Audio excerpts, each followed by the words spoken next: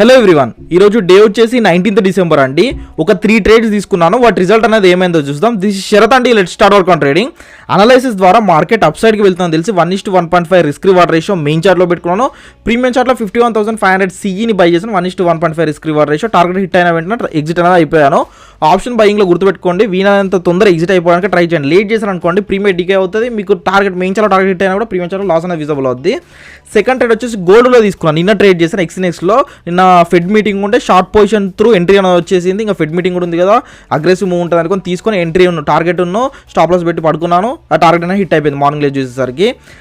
Third trade వచ్చేసి doctor Reddy's ల్యాబొరేటరీస్లో తీసుకున్నాను అనమాట. ఈరోజు స్టాక్స్లో ట్రేడ్ చేశాను. ఈక్విటీలో 1:3.5 రిస్క్ రివార్డ్ రేషియో పెట్టుకున్నాను. కన్సల్టేషన్ బ్రేక్అవుట్ అనేది జరిగింది.